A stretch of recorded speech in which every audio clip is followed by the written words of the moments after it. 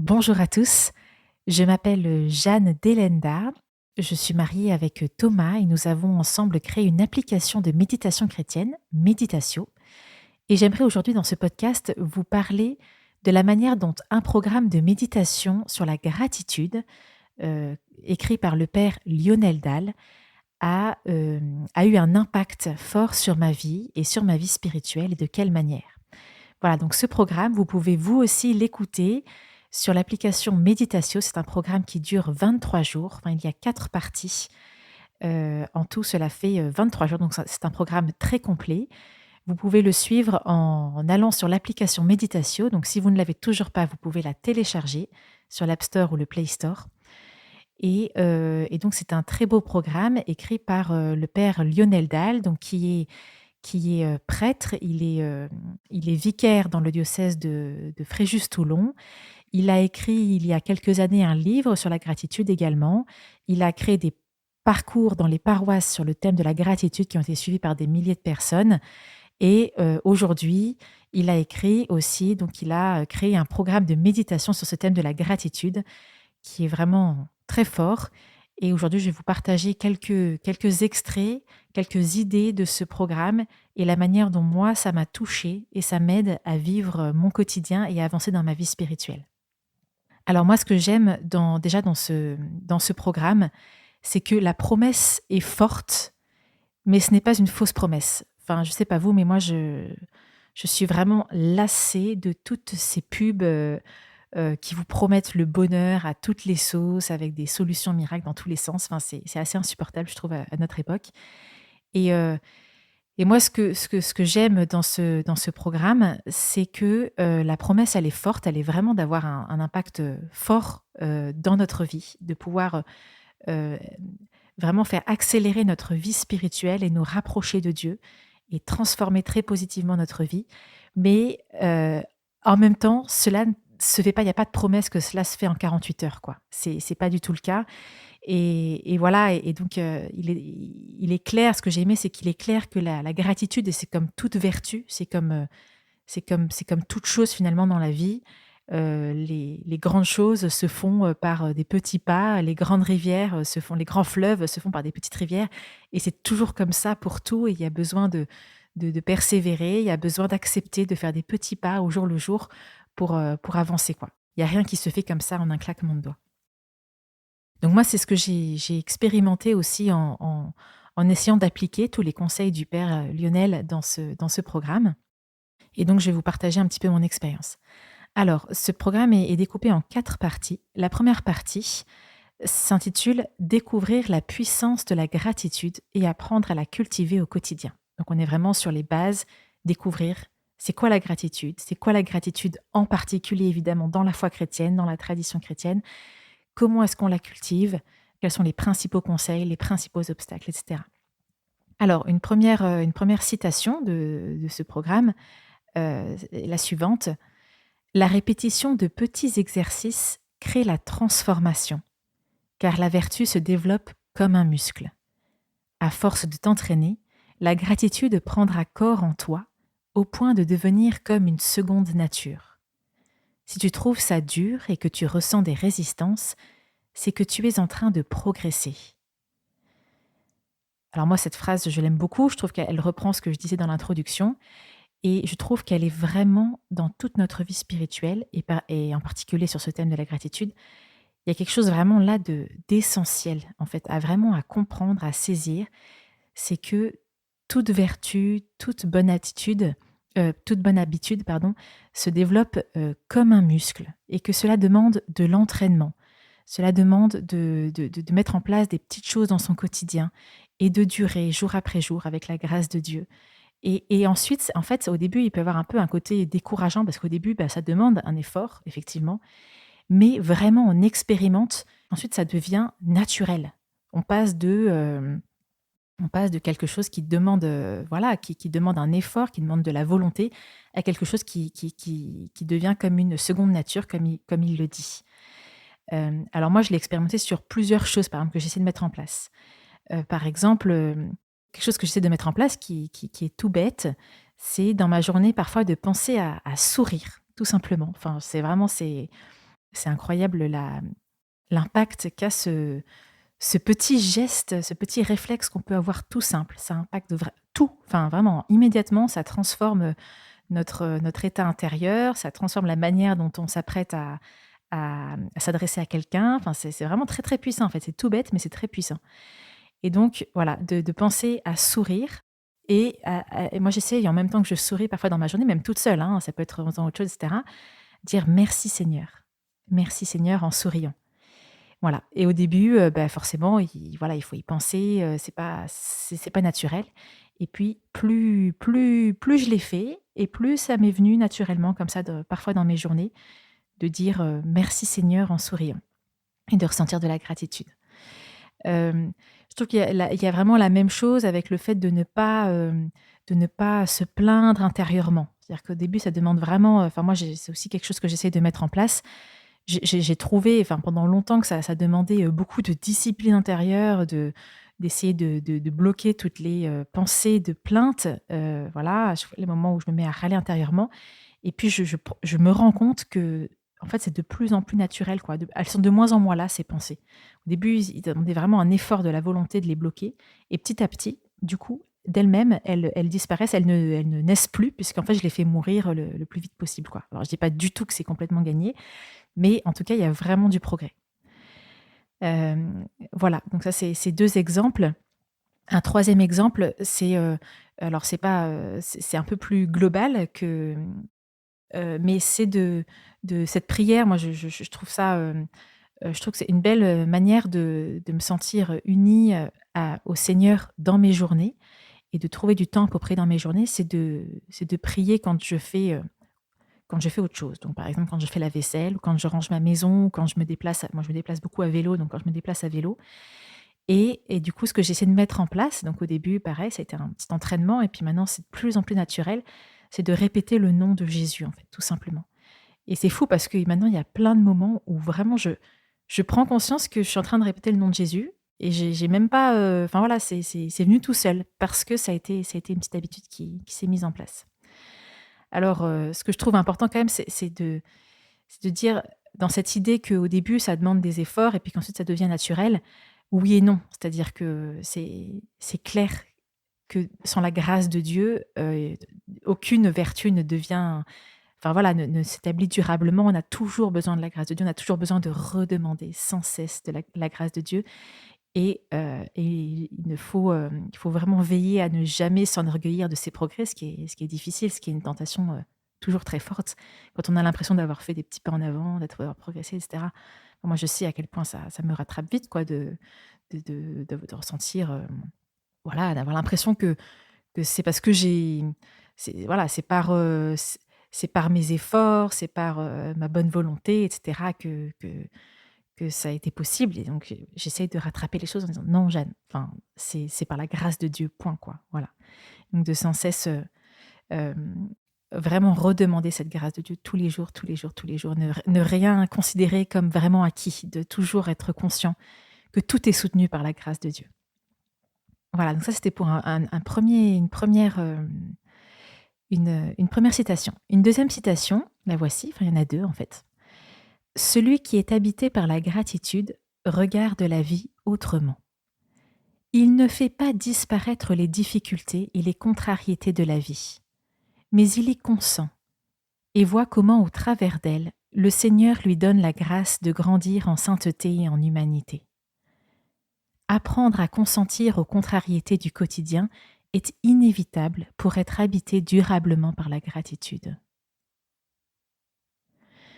Alors ça, je trouve ça très beau, et je trouve que c'est ce qui est très beau aussi dans ce parcours, c'est que, le père Lionel ne fait absolument pas l'impasse, sur les contrariétés, les difficultés et même les épreuves. Il y a tout un à la fin, il y a toute, une partie dédiée aux épreuves, vraiment vivre les épreuves, même dans la, enfin voilà, le sens de la gratitude face à l'épreuve. Et ça, je trouve ça très beau et absolument essentiel parce que, bah, c'est, voilà, c'est la vie qui est comme ça, c'est évident. On est tous confrontés à ça, plus ou moins évidemment, mais on a tous des contrariétés, des difficultés, plus ou moins selon les périodes de notre vie, et cetera. Mais donc du coup, je trouve ça, très enfin absolument fondamental et très rassurant que le père Lionel passe vraiment du temps là-dessus et que surtout, il ait ces phrases pour nous dire que en fait, la gratitude, elle se vit aussi et j'ai presque envie de dire, même particulièrement dans les contrariétés et les difficultés, en fait. Et c'est ça le message aussi, chrétien qui est très beau et qui parfois, enfin voilà, on met du temps à le comprendre, à l'approfondir, à le saisir, à bien le vivre. Et donc, moi je vais vous partager un peu heu, les points qui voilà, sur lesquels ça m'a fait méditer et avancer.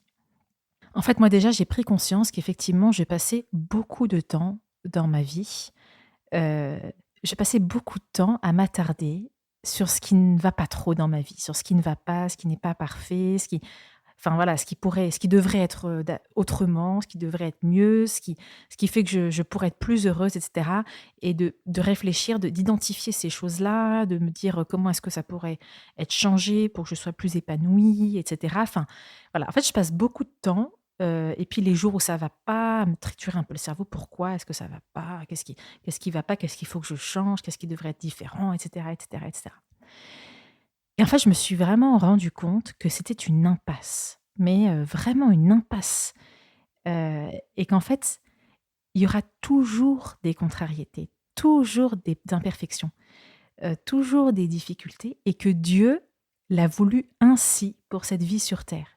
Il a voulu que ma vie soit faite aussi de contrariétés, d'imperfections, de difficultés. Voilà. Et pourquoi est-ce qu'il l'a voulu ainsi? Donc c'est un peu la question, quoi. Pourquoi est-ce qu'il l'a voulu ainsi? Alors, il y a 2 choses qui me touchent.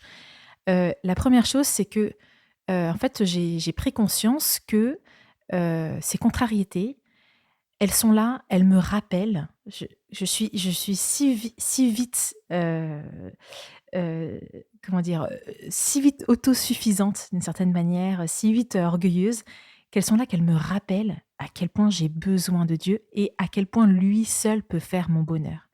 Et que en fait, chaque fois que je vais chercher mon bonheur ailleurs, que je réfléchis à telle ou telle solution, humaine pour être plus épanouie, plus heureuse et cetera, en fait, c'est une impasse et que j'ai vraiment j'ai besoin de Dieu et que Dieu seul peut faire mon bonheur et que Dieu seul est le chemin de mon bonheur. Donc ces petites contrariétés, elles sont là pour me rappeler ça, quoi. Ça, c'est la première chose. Et la deuxième chose, c'est que ça, c'est aussi c'est une prise de conscience encore plus récente, en fait, et je trouve que c'est pareil, ça a mis du temps. C'est des notions que j'avais déjà entendues et puis ça a mis du temps à descendre et que vraiment je me les approprie. En fait, je prends conscience que toutes ces contrariétés aussi, ces choses qui ne sont pas comme moi j'aurais voulu qu'elles soient, ce sont de magnifiques occasions d'offrir quelque chose à Dieu. Parce qu'en fait, moi, enfin Dieu, je l'aime. J'aime le Seigneur et j'aime le Seigneur et souvent j'ai de la gratitude pour tout ce qu'il me donne. Je sais qu'il m'aime. Je sais qu'il m'aime. Je vois régulièrement toutes ces attentions, tout ce qu'il a fait de beau dans ma vie. Je parfois j'ai pu expérimenter aussi, quand même assez fortement, l'amour de Dieu et cetera. Enfin, donc j'ai de la gratitude pour ça et j'ai envie aussi de lui offrir, de lui offrir des choses en retour et souvent mon réflexe naturel du coup, ça va être de vouloir lui offrir des choses en me comportant bien, en priant et cetera. Mais en fait, je prends conscience que je suis si faible que finalement tous ces efforts-là, en fait, ont assez peu de valeur aux yeux de Dieu. Voilà, de toute façon, tout ce que j'arrive à faire de bien, c'est par sa grâce et quand bien même j'arrive à faire des choses bien, assez vite, bah, je me plante, je chute et cetera. Enfin, c'est assez laborieux, quoi, voilà et en fait, je me suis rendu compte que ce que j'ai quelque part, finalement, au fond, de plus précieux à offrir à Dieu, c'est de vivre avec, le plus d'humilité, et d'amour possible et de consentement possible les petites choses, les difficultés, les petites contrariétés, tous les trucs qui m'agacent, tous les trucs qui vont pas dans mon sens, qui étaient pas prévus, qui sont pénibles, toutes les journées où je suis pas, dans le bon mood, où où je suis pas de bonne humeur, et cetera, et qu'en fait, c'est à ce moment-là, j'allais dire: «Mais en fait, ça, OK, je te l'offre, je l'accepte, je vais essayer de le vivre humblement, de l'accepter humblement, de le vivre humblement. C'est désagréable, mais je vais quand même essayer de le vivre avec amour, de te l'offrir avec amour, et ça a probablement beaucoup plus de valeur que tous les efforts que je pourrais faire, que toutes les belles choses que je pourrais faire, voilà, qu'en fait je ne fais que par ta grâce, et qui sont quand même, très vite limitées, ou très vite, je suis confrontée à ma faiblesse. Voilà, donc je sais pas si vous, ça vous parle, et vous, comment est-ce que vous vivez, ça? Enfin, qu'est-ce qui pour, vous a du sens enfin, la manière dont vous arrivez à vivre ces contrariétés, ces difficultés, et à comprendre le sens, pourquoi est-ce que Dieu a voulu que nos vies ici-bas soient ainsi? Mais en tout cas, voilà, je dirais que moi, c'est ça, c'est le rappel que j'ai besoin de Dieu et que lui seul peut faire mon bonheur, et puis les occasions d'offrir quelque chose à Dieu qui est probablement bien plus précieux que, que tout ce que je pourrais faire de bien, de brillant, de voilà quoi, et dont je pourrais très facilement aussi m'enorgueillir. Alors que de juste supporter des contrariétés, voilà, il y a pas des petites, contrariétés, il y a pas de quoi vraiment s'enorgueillir, quoi. Il y a pas de risque. Pas beaucoup de risques. Enfin, s'il y a toujours un risque, mais moins que de s'enorgueillir de belles œuvres. Voilà, ça c'était pour la 2e partie. Une troisième chose de cette première partie de ce programme, c'est, en fait, ce qui est super dans ce programme, c'est que c'est un programme où à la fois il y a beaucoup de matière, qui voilà, pour la réflexion, mais c'est avant tout un programme très pratique, très, très, très pratique. C'est-à-dire que le père Lionel Dahl, dans chaque séance, donc il y a 23 séances, dans chaque séance, il nous accompagne, dans un temps de prière, de méditation, de réflexion et d'exercice très pratique pour apprendre à cultiver la gratitude. Voilà, donc c'est un programme qui est très, très pratique, et donc il donne, donc à la fois parce qu'il y a de la pratique, mais aussi parce qu'il donne des conseils pratiques pour sa vie. Et donc dans les conseils, il y a justement, donc on parlait de consentir aux contrariétés, il donne des conseils, d'attitude à adopter pour parvenir à consentir à ces contrariétés. Et parmi ces conseils, cette attitude à adopter, moi il y en a une qui m'a beaucoup aidée, c'est de prendre de la hauteur. Donc lui, il dit prendre de la hauteur pour consentir aux contrariétés, ça veut dire quoi? Ça veut dire, ben, en gros, replacer cette contrariété dans l'ensemble de notre vie, voire de l'ensemble de l'humanité, et voir qu'en fait, bah, c'est quand même pas grand-chose, donc relativiser quoi, voilà. Alors moi, du coup, ça m'a bien parlé, et quelque chose que j'essaie de faire, c'est, quand je suis face à des contrariétés, ou alors à des voilà, à des moments désagréables dans mes journées, des moments où je vais être stressée, où je vais être énervée par quelque chose, enfin voilà. À ce moment-là, j'essaie de prendre de la hauteur, et qu'est-ce que je fais moi? En fait, je pense à ce moment-là à la finalité de ma vie, au ciel. Je pense au ciel, et je pense au moment où je serai, face à face avec Dieu, et je pense à ce moment-là à, ben, à ce qui comptera, ce qui ne comptera pas, ce que j'aurai à offrir, ce qui voilà, tout. Et à ce moment-là, je me dis: «Est-ce que là, de quoi est-ce qu'il s'agit? Est-ce qu'il s'agit de quelque chose qui vraiment j'aurais juste perdu du temps en fait, hein, à me tracasser avec ça?» Parce que ça n'aura juste aucune valeur à ce moment-là, quoi. Enfin, c'est au moment du but ultime de ma vie. Je prendrai probablement conscience de tout le temps que j'ai gâché, enfin, surtout sans parler de temps gâché, mais aussi voilà, toute l'énergie que j'aurais dépensée un peu pour rien, ou voilà, où je me serais inquiétée pour rien, où j'aurais, où je me tout ça. Et donc je repense à ce moment-là, à la finalité de ma vie, et ce qui m'a aussi pas mal aidé à faire ça, c'est, en écoutant des témoignages de personnes qui ont eu des expériences de mort imminente, et qui se sont, converties suite à ces expériences, et qui ont voilà, qui en fait, qui ont pris vraiment conscience de ça, quoi. C'est-à-dire de quel point, il y a vraiment les choses essentielles et les choses qui ne le sont pas, et les choses qui comptent et les choses qui ne comptent absolument pas, et de tout voir d'un œil nouveau, de cet œil de, heu voilà quoi, du point de vue de Dieu, du point de vue de l'enjeu de mon salut, du point de vue de ce que Dieu veut faire de toute ma vie, et cetera. Voilà. remettre les choses à leur juste place. Donc je trouve ça intéressant de faire cet exercice, dans ces moments-là. Et je vous partage un dernier, donc là c'est un petit passage de la Bible que le père Dalle invite à méditer dans la dernière séance de cette première partie, qui est bien connue, mais que je trouve toujours très riche et qui, moi, me parle beaucoup, beaucoup, beaucoup. Ne vous inquiétez donc pas en disant: «Qu'allons-nous manger? Qu'allons-nous boire? Ou qu'allons-nous mettre pour nous habiller?» Ce sont les païens qui recherchent sans arrêt tout cela. Mais votre Père qui est au ciel sait que vous en avez besoin. Cherchez d'abord le règne de Dieu, cherchez à faire sa volonté, et Dieu vous accordera aussi tout le reste. Ne vous inquiétez donc pas du lendemain, car le lendemain s'inquiétera de lui-même.